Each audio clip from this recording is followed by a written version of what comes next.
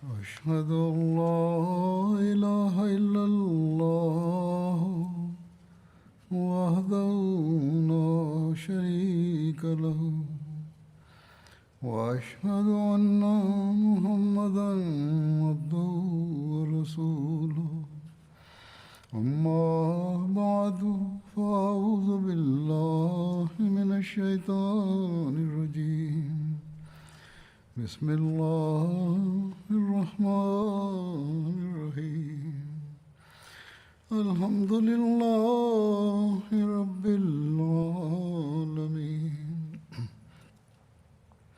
الرحمن الرحيم مالك يوم الدين إياك نعبد وإياك نستعين اهدنا الصراط المستقيم صراط الذين أنعمت عليهم غير المغضوب عليهم ولا الضالين.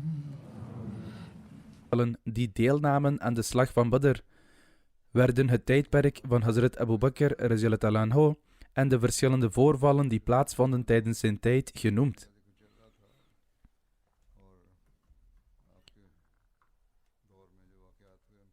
Vandaag zal ik het hebben over de opmars naar Syrië tijdens zijn khilafat.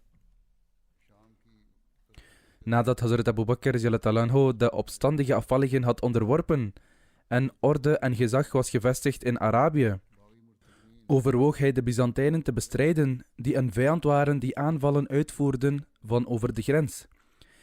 Zij pleegden aanslagen en veroorzaakten vaak overlast voor de moslims. Tot dan toe had Hazrat Abu Bakr radhiyallahu anhu echter nog niemand hiervan op de hoogte gebracht. Syrië, zoals wij het nu kennen, maakte deel uit van het Byzantijnse Rijk en de koningen kregen de titel van keizer.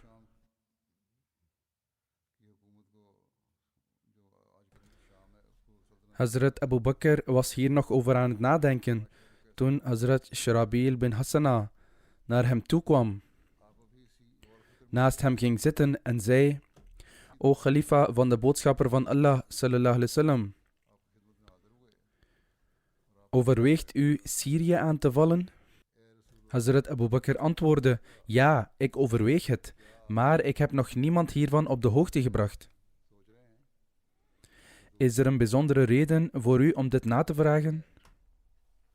Hazrat Sharabil antwoordde: ja, o Khalifa van de boodschapper van Allah sallallahu alaihi wasallam, ik zag in een droom dat u samen met uw metgezellen een moeilijk bergachtig gebied doorkruiste. Vervolgens beklom u een hoge piek en wendde u zich tot de mensen, en sommige van uw metgezellen waren ook bij u. Daarna daalde u van deze top af en betrad een uiterst vruchtbaar land, dat bestond uit gewassen, bronnen, steden en burchten, en u richtte uzelf tot de gelovigen met de woorden: val de afgodendienaren aan. Ik garandeer jullie de overwinning en het verkrijgen van de oorlogsbuit. Hierop zetten de moslims hun aanval in, en ik maakte ook deel uit van dit leger met een vlag. Ik naderde een stad en haar bewoners vroegen om mijn bescherming. Ik verleende hun bescherming en keerde tot u terug. U had een grote vesting bereikt.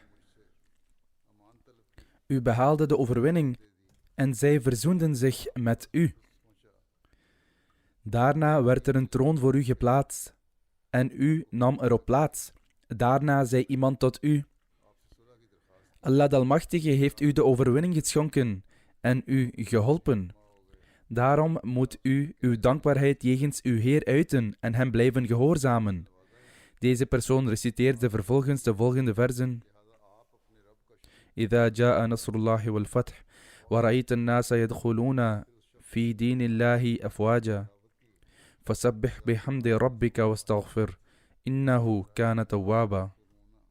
Als de hulp van Allah en overwinning komt en gij de mensen groepsgewijze ziet binnentreden tot Allahs godsdienst, roem dan uw Heer met de lof die hem toekomt en vraag vergiffenis van hem. Voorzeker, hij is berouw aanvarend. Hij zegt: Hierna werd ik wakker. Het was een lange droom. Toen hij deze droom hoorde, zei Hazrat Abu Bakr radiyallahu anhu: mogen uw ogen troost vinden, want u hebt een goede droom gezien en het zal goed blijken te zijn, inshallah. Hierna zei Hazrat Abu Bakr: in deze droom heeft u mij de blijde tijding van de overwinning gegeven en mij ook geïnformeerd over mijn heengaan. Toen Hazrat Abu Bakr deze woorden uitsprak, vulden zijn ogen zich met tranen en hij zei: met betrekking tot het doorkruisen van het berggebied en het beklimmen van de top en het neerkijken naar de mensen, betekent dat we moeilijkheden zullen ondervinden in de omgang met het leger. En dat hun soldaten ook moeilijkheden zullen ondervinden. Hierna zullen wij de overwinning en de controle behalen. Wat het afdalen van de top betreft en het op weg gaan naar het vruchtbare land, dat bestaat uit bloeiende gewassen, bronnen, steden en vestingen. Het verwijst naar ons genieten van meer gemak dan voorheen, vervuld van succes en voorspoed. En ons zal een vruchtbaarder land worden toegekend. Wat mijn gebod aan de moslims betreft om de vijand aan te vallen en de overwinning en de oorlogsbuit te garanderen, dit verwijst naar mij, die de moslims aanspoort om te strijden en op te rukken naar het land van de afgodendienaren. Wat betreft de vlag die u droeg en waarmee u een stad binnenging, waarvan de inwoners uw bescherming zochten en u die verleende. Het verwijst naar u als een van de leiders die dit gebied zullen veroveren. En Allah de Almachtige zal u de overwinning schenken. De vesting die Allah de Almachtige ons in staat stelde te veroveren, verwijst naar het gebied dat Allah de Almachtige mij zal doen overwinnen. De interpretatie van de troon waarop u mij zag plaatsnemen, is dat Allah de Almachtige mij eer zal schenken en mijn rangen zal verheffen en de afgodendienaren te schande zal maken. En wat de man betreft die mij opdroeg goede daden te verrichten, Allah de Almachtige te gehoorzamen en die Surah An-Nasr voor mij reciteerde, hij heeft mij daadwerkelijk op deze wijze van mijn heengaan op de hoogte gebracht. Toen dit hoofdstuk aan de heilige profeet sallallahu alaihi wasallam werd geopenbaard, begreep hij dat hij in dit hoofdstuk over zijn heengaan werd ingelicht. Dit is hoe Hazrat Abu Bakr deze droom interpreteerde. Toen Hazrat Abu Bakr besloot om een leger voor te bereiden voor de verovering van Syrië,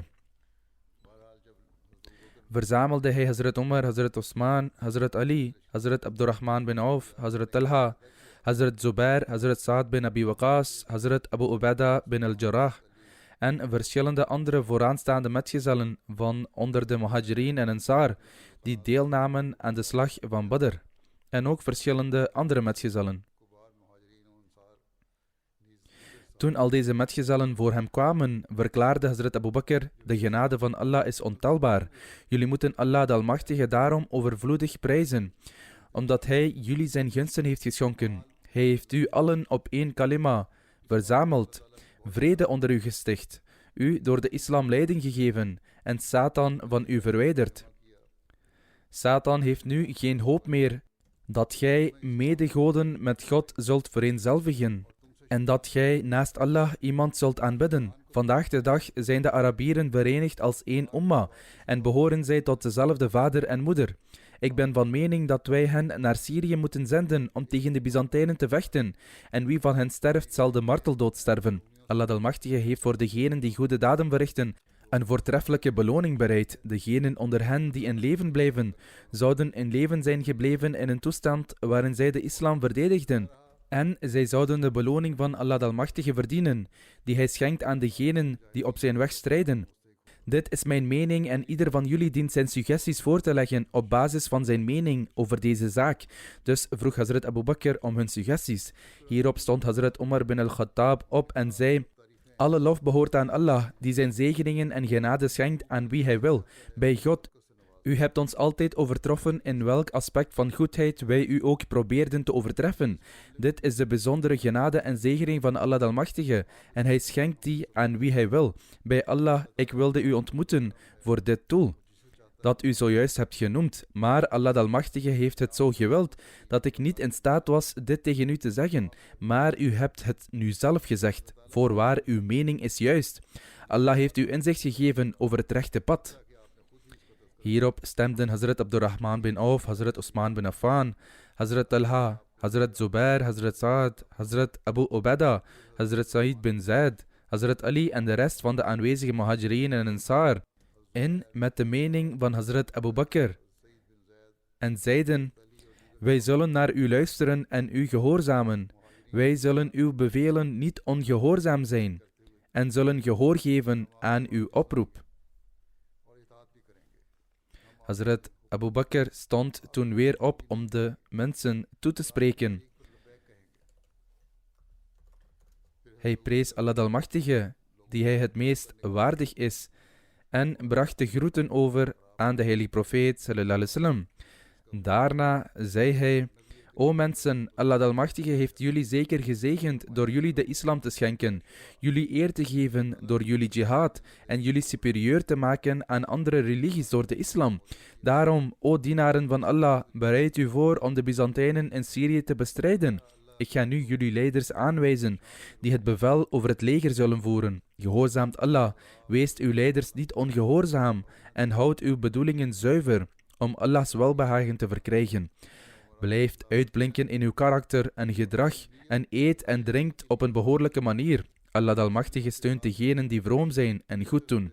Hazrat Abu Bakr gaf instructies aan Hazrat Bilal, die vervolgens aankondigde: O mensen, trek op naar de Byzantijnse vijand in Syrië. En de aanvoerder van de moslims zal Hazrat Khalid bin Sa'id zijn. Met betrekking tot de veroveringen in Syrië stuurde Hazrat Abu Bakr Siddiq radhiyallahu anhu allereerst Hazrat Khalid bin Sa'id. Volgens één verhaal, toen Hazrat Abu Bakr terugkeerde naar Medina na het verrichten van de Hajj, stuurde hij Hazrat Khalid bin Sa'id met een leger richting Syrië in 13 Hijri. Anderen zeggen dat Hazrat Abu Bakr Hazrat Khalid bin Sa'id naar Syrië stuurde op hetzelfde moment dat hij Hazrat Khalid bin Walid naar Irak stuurde. Daarom was de allereerste vlag die gehezen werd voor de overwinning in Syrië, die van Hazrat Khalid bin Sa'id.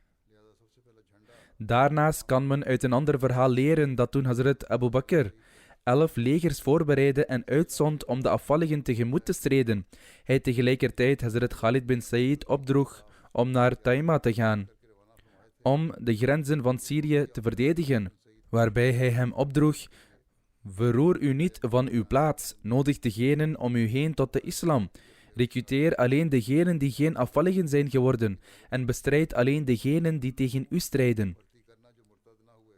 Beweeg u niet totdat u verdere instructies van mij ontvangt. Taima is een bekende stad tussen Syrië en Medina. Hazrat Abu Bakr begon moslims uit andere gebieden dan Medina voor te bereiden op de strijd tegen de Byzantijnen en moedigde hen aan deel te nemen aan de jihad. Hij schreef een brief aan de mensen van Jemen, waarin stond: van de khalifa van de boodschapper van Allah sallallahu alaihi wasallam aan alle moslims van Jemen.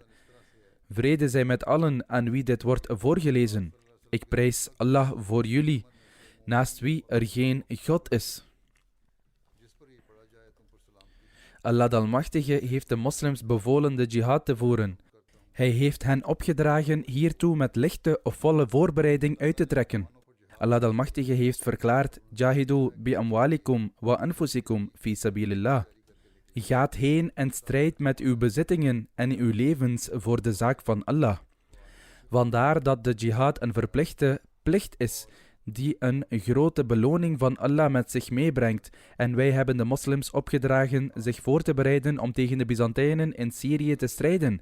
Hun bedoelingen zijn goed en zij hebben een verheven positie. O dienaren van Allah, Haast u daarom in de plicht jegens uw Heer en in de navolging van zijn profeet sallallahu alaihi wasallam en in het bereiken van één der twee deugden, het zij het martelaarschap, het zij de overwinning en de oorlogsbuit. Allah de Almachtige heeft geen behagen in de woorden van zijn dienaren, die zij niet in praktijk brengen, noch in het verzaken van de jihad tegen zijn vijand, totdat zij de waarheid aanvaarden en de geboden van de heilige Koran opvolgen. Mogen Allah jullie godsdienst beschermen, jullie harten leiden, jullie daden zuiveren en jullie de beloning schenken van de geduldigen die de jihad voeren. Hazrat Abu Bakr stuurde deze brief met Hazrat Anas bin Malik. Hazrat Anas zegt, ik bereikte Jemen en begon elke buurt en stam in te lichten. Ik las de brief van Hazrat Abu Bakr aan hen voor en wanneer ik daarmee klaar was, zei ik, alle lof behoort aan Allah en ik getuig dat er geen God is naast Allah en dat Mohammed sallallahu alaihi wasallam zijn boodschapper is. Ik ben de gezant van de khalifa van de heilige profeet sallallahu alaihi wasallam en de moslims. Luister goed, want ik ben vertrokken toen de moslims een leger vormden en alleen uw komst naar Medina weerhoudt hen ervan de vijand tegemoet te treden. Haast u dus naar uw broeders. O moslims, mogen Allah u genadig zijn. Hazrat Anas keerde toen terug naar Medina en gaf Hazrat Abu Bakr het goede nieuws van de komst van de mensen, zeggende: de dappere, onverschrokken ruiters van Jemen, wier haar verstrooid en vol vuil is, zijn op weg naar u.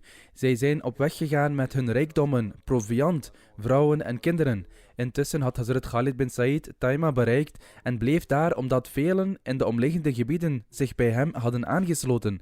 Het nieuws van dit grote moslimleger had de Byzantijnen bereikt en daarom verzochten zij om legers naar Syrië van de Arabieren die onder hun invloed stonden. Hazrat Khalid bin Said schreef aan Hazrat Abu Bakr over deze voorbereidingen van de Byzantijnen. In antwoord hierop antwoordde Hazrat Abu Bakr: ga vooruit, maak u geen zorgen en zoek Allahs hulp. Daarop rukte Hazrat Khalid bin Said op naar de Byzantijnen, maar zij verspreidden zich en verlieten hun post toen hij dichtbij was gekomen.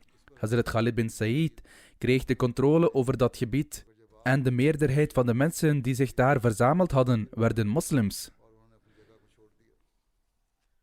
Hazrat Khalid bin Said bracht Hazrat Abu Bakr hiervan op de hoogte, waarop deze hem terugschreef met de instructie om verder op te rukken, maar niet zo ver dat de vijand de kans krijgt om van achteren aan te vallen.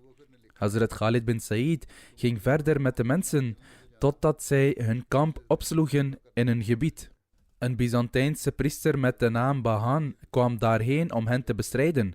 Hazrat Khalid bin Said versloeg hem en doodde vele van zijn leger, waardoor Bahan naar Damascus vluchtte om een toevluchtsoord te zoeken. Hazrat Khalid bin Said bracht Hazrat Abu Bakr hiervan op de hoogte en verzocht om versterkingen.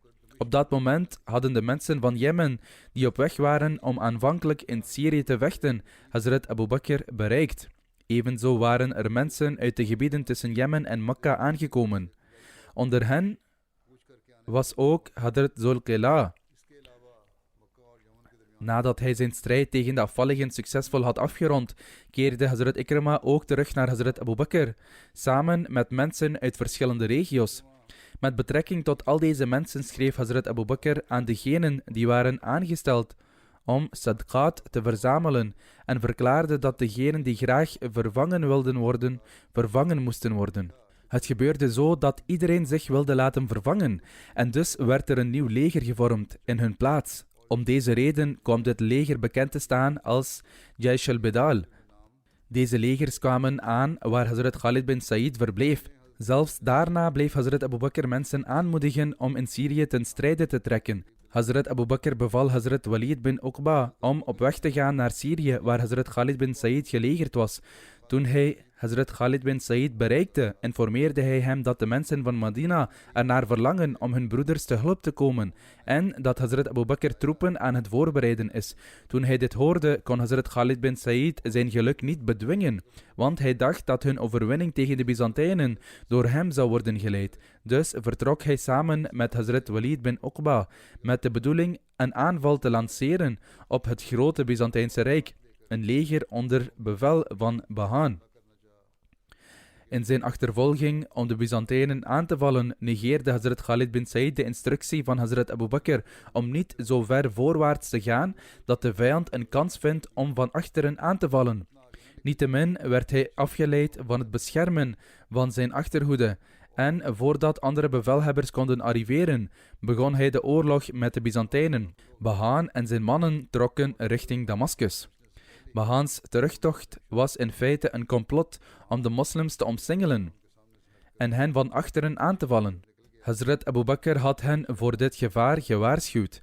Maar Hazrat Khalid bin Said's passie voor de overwinning bracht hem ertoe deze waarschuwing van de khalifa van de tijd te negeren en voorwaarts te gaan. Hazrat Khalid bin Said drong verder door in de vijandelijke strijdkrachten. Op dat moment werd hij vergezeld door Hazrat Walid bin Uqba, Hazrat Zulqila en Hazrat Ikrima. De legertroepen en bewakers van Bahaan omsingelden Hazrat Khalid bin Said en blokkeerden hun uitweg.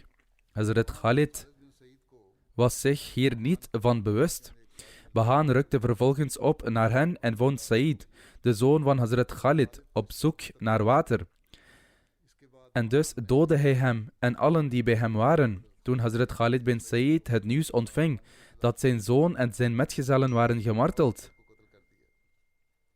nam hij een bataljon ruiters en vluchtte.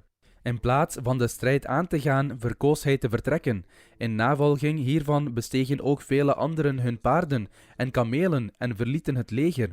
Nadat hij verslagen was, kwam Khalid naar Zul Marwa, terwijl Hazrat Ikrima niet van zijn post afweek en de moslims bleef helpen. Zul Marwa is een plaats tussen Mekka en Medina, gelegen op ongeveer 96 mijl van Medina. Hazrat Ikrima verhinderde Bahaan en zijn troepen Hazrat Khalid te achtervolgen. Toen het nieuws hiervan Hazrat Abu Bakr bereikte, werd hij zeer ontevreden over Hazrat Khalid en stond hem niet toe Medina binnen te gaan. Alhoewel, nadat hem was toegestaan Medina binnen te gaan, zocht hij vergiffenis voor wat hij had gedaan bij Hazrat Abu Bakr. Ondanks Hazrat Khalid bin Said's mislukking was Hazrat Abu Bakr's vastberadenheid en kracht absoluut onwankelbaar. Toen zij het nieuws ontvingen dat Hazrat Ikrima en Hazrat Zulqila de moslim strijdkrachten uit de val van de Byzantijnen hebben gered en hen hebben teruggebracht naar de grenzen van Syrië, waar zij wachten op versterkingen, zorgde Hazrat Abu Bakr Siddiq ervoor dat er onmiddellijk versterkingen werden gestuurd. Met het oog hierop bereidde Hazrat Abu Bakr Siddiq 4 grote legers voor die naar verschillende regio's van Syrië werden gestuurd, waarvan de details als volgt zijn. Het eerste leger stond onder leiding van Yazid bin Abi Sufyan. Hij was de broer van Hazrat Muawiyah en was een van de meest uitmuntende mannen in de familie van Abu Sufyan. Dit was het eerste van de 4 legers die als versterkingen naar Syrië werden gestuurd. Hazrat Abu Bakr benoemde Hazrat Yazid bin Abi Sufyan als de bevelhebber van dit leger. Hij werd belast met de verovering van Damascus bij zijn aankomst daar en ook met het helpen van de 3 andere legers wanneer dat nodig was. In het begin was dit leger 3000 man sterk, waarna Hazrat Abu Bakr meer versterkingen stuurde, waardoor hun aantal toenam tot 7000. Suhail bin Amr en anderen van Mekka van hoog aanzien maakten deel uit van dit leger onder het bevel van Hazrat Yazid bin Abi Sufyan. In het tijdperk van onwetendheid behoorde Suhail bin Amr tot de meest superieure mensen en geleerde stamhoofden van de Quraysh, en ter gelegenheid van het verdrag van Hudaybiyah kwam hij als vertegenwoordiger namens de Quraysh om een verdrag te sluiten met de heilige profeet sallallahu alaihi wasallam. Hij aanvaardde de islam bij de verovering van Mekka. Toen Hazrat Abu Bakr een vlag aan het binden was voor Hazrat Yazid bin Abi Sufyan, riep hij ook Rabia bin Amir en bond een vlag voor hem, zeggende: ga op weg met Yazid bin Abi Sufyan. Wees niet ongehoorzaam aan hem, noch verzet u tegen hem. Hierna richtte Hazrat Abu Bakr zich tot Hazrat Yazid bin Abi Sufyan en zei: als u het geschikt vindt om Rabia bin Amir de leiding te geven over uw leidende bataljon, doe dat dan zeker. Hij wordt gerekend tot de beste ruiters van Arabië en de meest vrome van uw volk. En ook ik geloof dat hij een vrome dienaar van Allah is. Hierop zei Hazrat Yazid: uw positieve mening en geloof over hem heeft mijn liefde voor hem doen toenemen. Hazrat Abu Bakr volgde hem toen om te voet naast hen te lopen. Waarop Hazrat Yazid zei: O Khalifa van de heilige profeet sallallahu alaihi wasallam, ik verzoek u om ofwel ook een rijdier te nemen, ofwel mij toe te staan om naast u te lopen, want ik kan mijzelf niet veroorloven om een rijdier te berijden, terwijl u loopt. Hierop zei Hazrat Abu Bakr: ik zal niet opstijgen, en u zult ook niet afstijgen. Ik neem deze stappen alleen omwille van Allah. Toen, terwijl hij Hazrat Yazid adviseerde, zei Hazrat Abu Bakr: O Yazid, ik adviseer u rechtvaardig te zijn, Allah te gehoorzamen, offers te brengen voor zijn zaak en hem te blijven vrezen.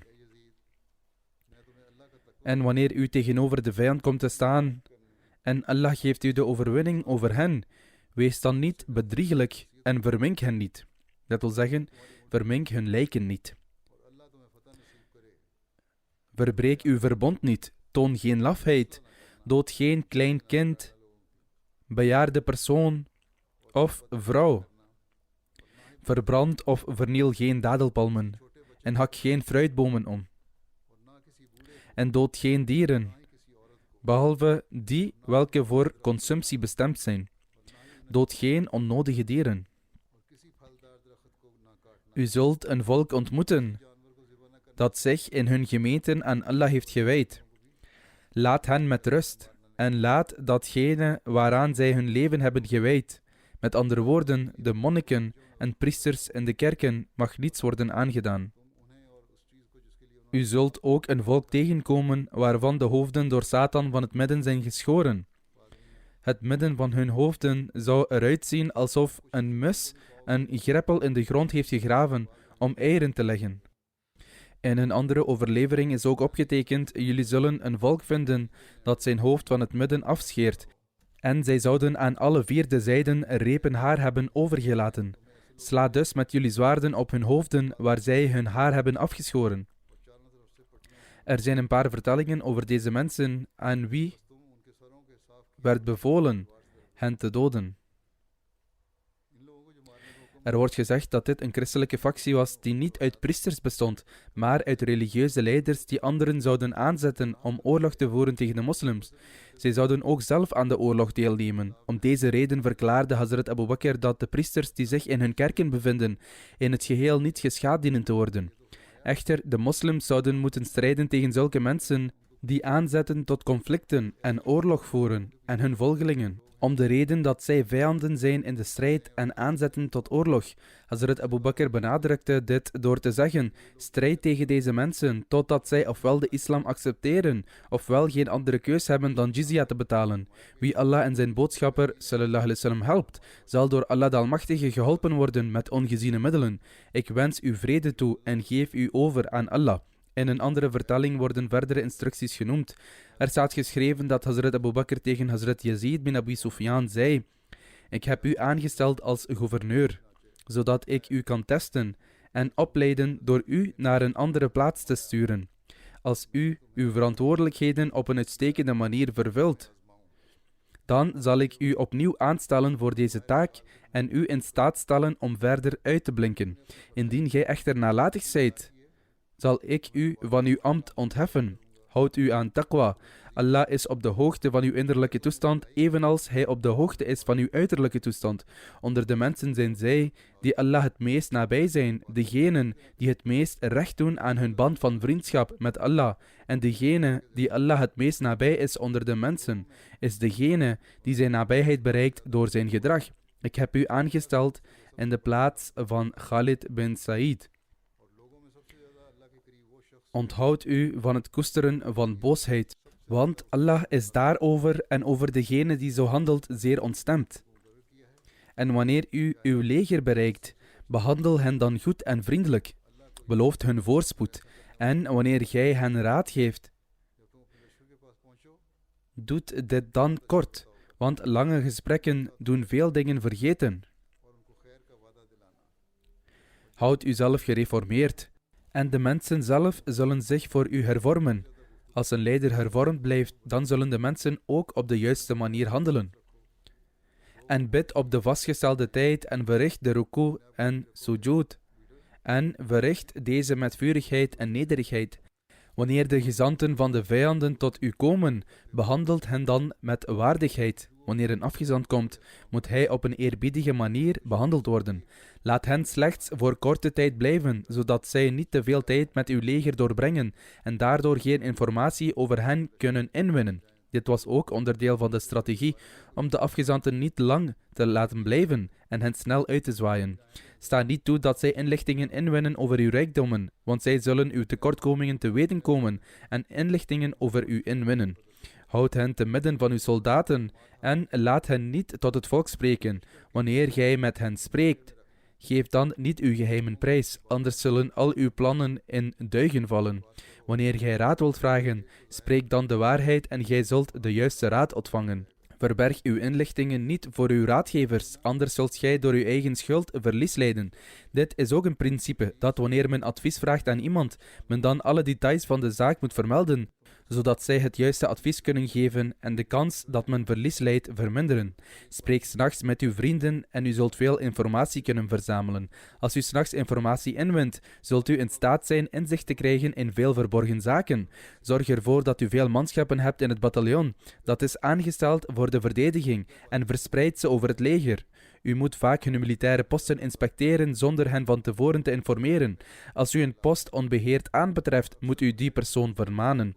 Maar neem geen extreme maatregelen bij het uitdelen van straf. Stel voor hen een nachtdienstrooster op en laat de nachtdienst in het eerste deel van de nacht langer duren dan de nachtdienst in het laatste deel van de nacht. Omdat de nachtdienst in het eerste deel van de nacht gemakkelijker te verrichten is, omdat die dichter bij de dag ligt. De dienst die in het vroege deel van de nacht begint, moet langer zijn, omdat het in dat deel van de nacht gemakkelijker wakker te blijven is, en de dienst in het laatste deel van de nacht moet korter zijn. Wees niet bang om straf uit te delen aan iemand die het verdient, en toon ook geen clementie. Wees niet haastig met het uitdelen van straf en wees er ook niet onachtzaam in. Verwaarloos uw leger niet, want dan zullen zij verzwakken en verneder hen niet door hen te bespioneren.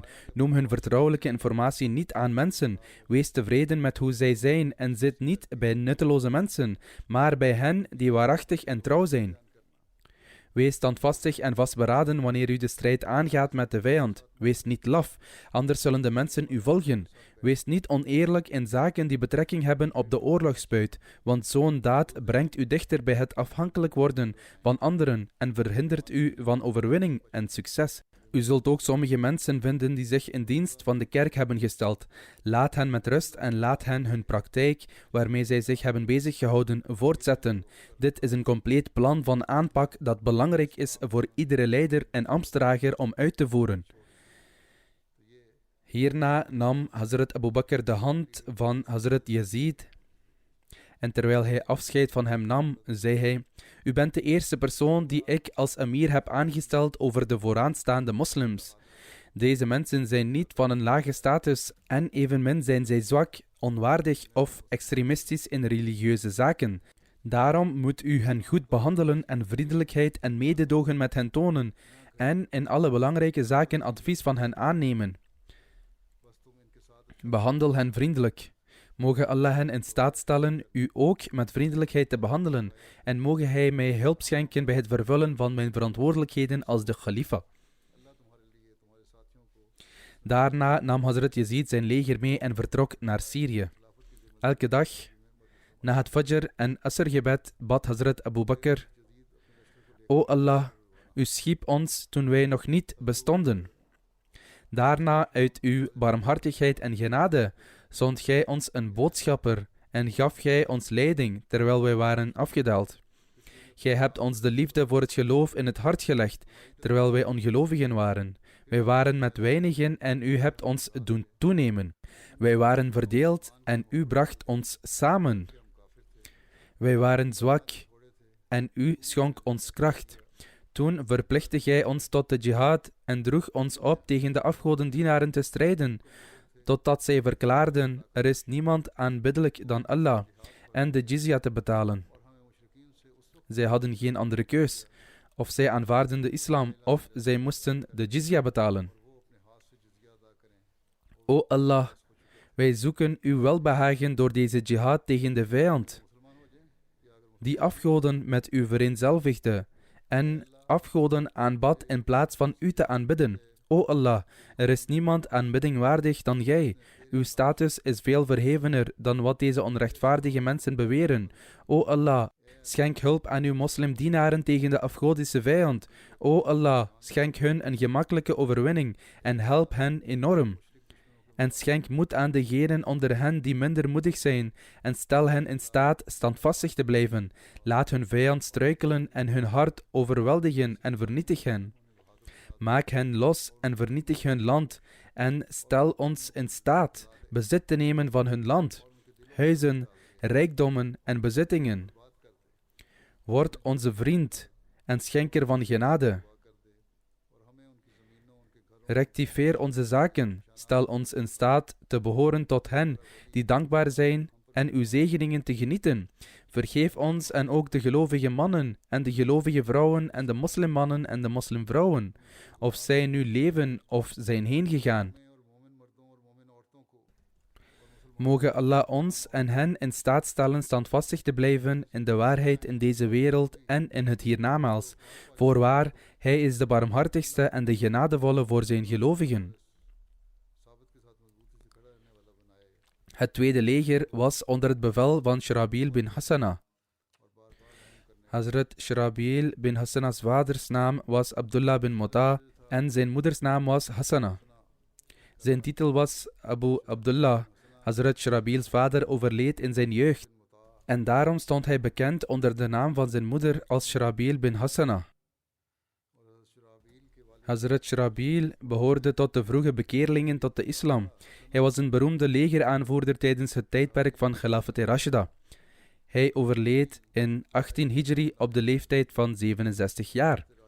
Hazrat Abu Bakr bepaalde de vertrekdatum voor Hazrat Shrabil bin Hassana 3 dagen na het vertrek van Hazrat Yazid bin Abi Sufyan. Toen de derde dag voorbij was, nam Hazrat Abu Bakr afscheid van Hazrat Shrabil en zei: O Shrabil, heeft u niet gehoord wat ik Yazid bin Abi Sufyan heb aangeraden? Hazrat Shrabil antwoordde: dat heb ik zeker. Hazrat Abu Bakr verklaarde: voer het advies uit dat ik al gegeven heb, en ik zal u ook adviseren over die dingen die ik vergeten ben aan Yazid te noemen. Ik adviseer u om uw gebeden op tijd te verrichten en vastberaden te blijven tijdens de strijd, totdat u de overwinning wordt toegekend of het martelaarschap bereikt. Ik adviseer jullie ook om de zieken te bezoeken, de begrafenissen bij te wonen en om in elke situatie bezig te blijven met het gedenken van Allah. Abu Sufyan antwoordde: Yazid houdt zich al aan deze kwaliteiten. En zelfs voordat hij Syrië verliet, heeft hij deze in praktijk gebracht. En nu zou hij ze nog meer aannemen dan voorheen, inshallah. Hazrat Shrabil antwoordde: ik zoek hulp bij Allah en wat Allah wil, zal gebeuren. Hij nam toen afscheid van Hazrat Abu Bakr en vertrok toen met zijn leger naar Syrië. Hazrat Shrabil had een leger dat bestond uit ongeveer 3.000 tot 4.000 man. Hij kreeg de opdracht om naar Tabuk en Balqa te gaan en dan richting Busra te gaan. En dat zou zijn eindbestemming zijn. Busra is een oude en bekende stad in Syrië. Hazrat Shrabil vertrok naar Balqa en daar werd geen noemenswaardige strijd geleverd. Balqa ligt ook in Syrië. Zij bereikten Balqa terwijl zijn leger links van het leger van Hazrat Abu Ubaidah marcheerde en rechts van het leger van Amr bin al-As. Zij trokken Balqa binnen en trokken vervolgens naar Busra en omsingelden de stad. Zij konden echter niet de overwinning behalen, omdat dit een van de meest veilige en versterkte centra van de Byzantijnen was. Het derde leger stond onder het bevel van Abu Ubaidah bin al-Jarrah. Hazrat Abu Ubaidah bin al-Jarrah's naam was Amir bin Abdullah en zijn vaders naam was Abdullah bin Jarrah. Hazrat Abu Ubaidah was meer bekend onder zijn titel en zijn afstamming werd toegeschreven aan de naam van zijn grootvader Jarrah. Hazrat Abu Ubaidah behoorde tot de 10 metgezellen aan wie de heilige profeet sallallahu alaihi wasallam tijdens zijn leven de blijde tijding van het paradijs gaf en die bekend staan als de Ashra Mubashara. Hij overleed in 18 Hijri op de leeftijd van 58 jaar. Het derde leger dat Hazrat Abu Bakr naar Syrië stuurde, werd, zoals gezegd, geleid door Hazrat Abu Ubaidah, die naar Hims werd gestuurd. Hims is een oude Syrische stad in de buurt van Damascus en was een grote stad. Het leger van Hazrat Abu Ubaidah telde 7000 man, terwijl volgens een ander verhaal zijn leger tussen de 3.000 en 4.000 man telde.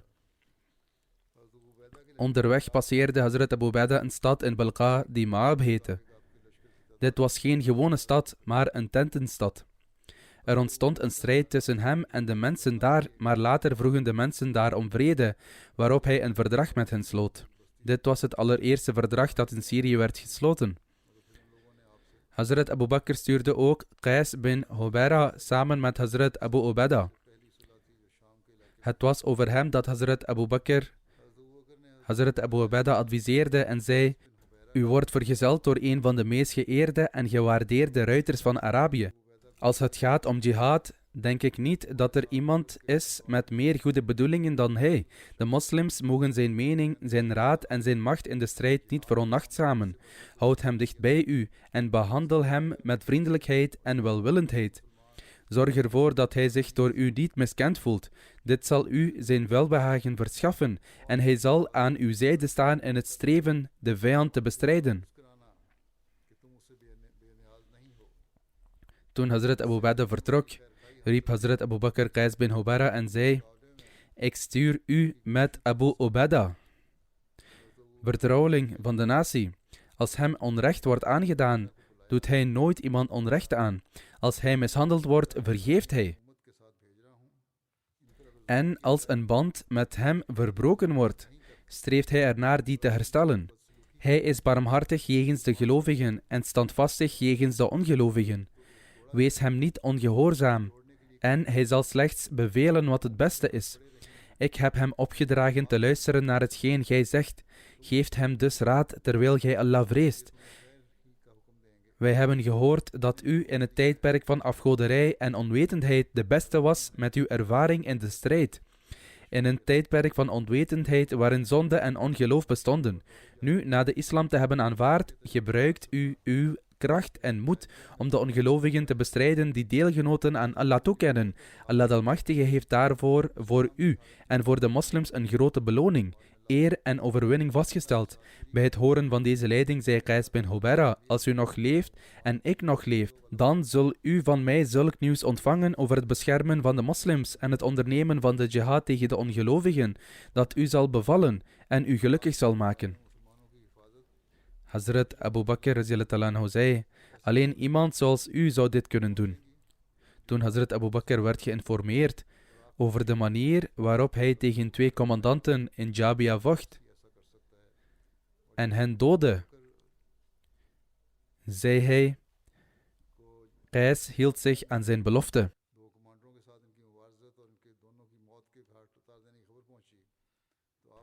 Deze verslagen zullen ook in de toekomst vermeld worden.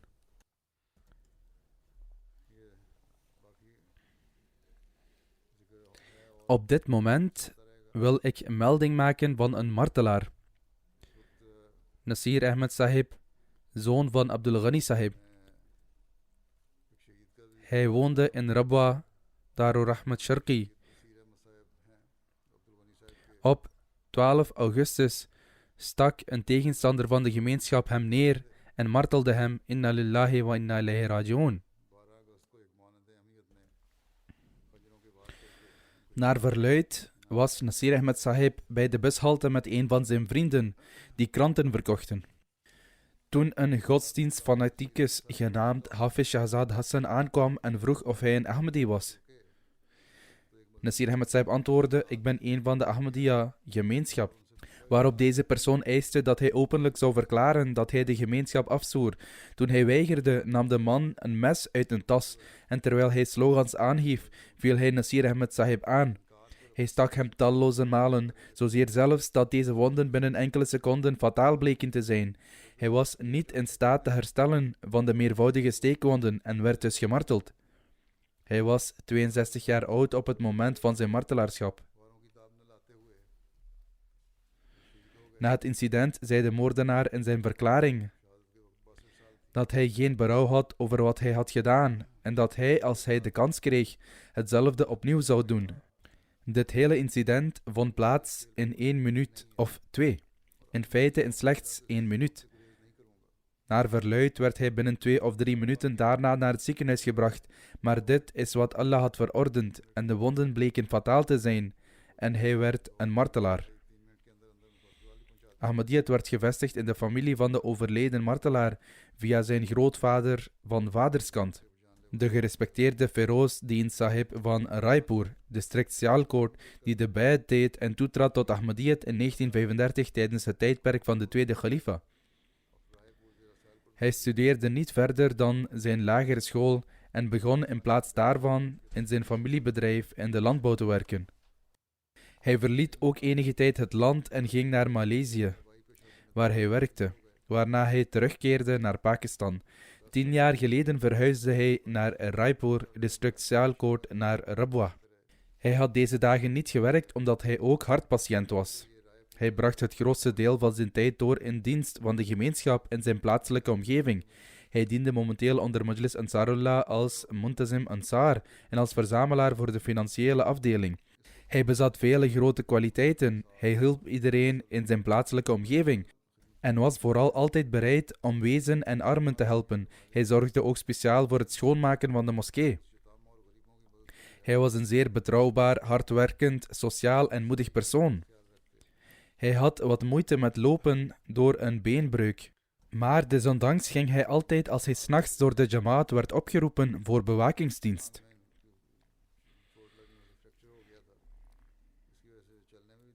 Hij luisterde regelmatig naar de vrijdagpreek en verrichtte ook regelmatig gebeden. Hij hield dit ook bij met betrekking tot de leden van zijn lokale omgeving. Hij had een diepe liefde voor Khilafat. Het behoorde tot zijn dagelijkse routine dat hij na het Fajr-gebed 1 uur lang naar de recitatie van de heilige Koran op zijn mobiele telefoon luisterde. Hij ging ook bijna elke dag naar de begraafplaats Behishti Maqbara om te bidden. De voorzitter van de plaatselijke afdeling zegt dat wanneer hij werd opgeroepen voor Jamaatwerk, de overleden martelaar altijd aanwezig was en dat er nooit een geval was waarin hij weigerde. De dochter van de overledene Mubaraka Sahiba zegt dat hij een paar dagen voor zijn martelaarschap een droom zag, waarin een groep mensen bijeen was en de sfeer er een van verdriet was. Toen hij dit zag, gaf hij aalmoezen. Sinds enige tijd had hij te kennen gegeven dat hij voelde dat zijn tijd naderde. Hij wordt overleefd door zijn vrouw Perveen Akhtar Sahiba en 3 dochters.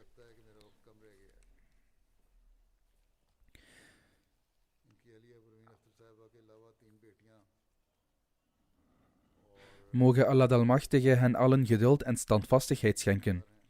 Zijn broer Tanveer Akhtar Sahib zegt: hoewel hij niet veel wereldlijke opvoeding of kennis over de Jamaat had, was hij sinds zijn kindertijd trots op de gemeenschap. En had hij liefde voor Khilafat. Hij was een eenvoudig en onbaatzuchtig persoon en zou gelukkig zijn als hij zag dat andere mensen gelukkig waren. Bij gelegenheden van Eid, wanneer hij thuis kwam uit Lahore, bracht hij veel dingen mee naar huis om te eten en te drinken en liet hij mooie nieuwe kleren maken die hij alleen op Eid zou dragen. En omdat ik een leven toegewijde ben, gaf hij de kleren aan mij en nam hij mijn oude kleren mee. Zijn neef zegt: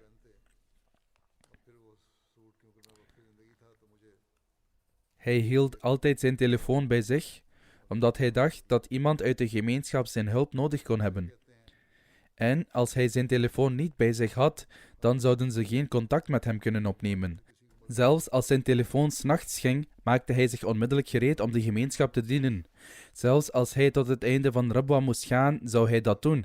Hij zou altijd klaar zijn om bloed te doneren en op deze manier heeft hij vele levens gered. Hij heeft zich nooit om zijn eigen hartkwaal bekommerd. Hij voelde het als zijn morele plicht om mensen in nood te helpen en hij zou hen altijd voorrang geven boven zijn eigen ziekte. Moge Allah de Almachtige hem verheffen en hem een verheven rang in het paradijs schenken. Moge hij de beschermer en helper van zijn familie zijn en hen in staat stellen zijn deugden voor te zetten. Ik zal zijn begrafenisgebed in afwezigheid leiden na het gebed, inshallah.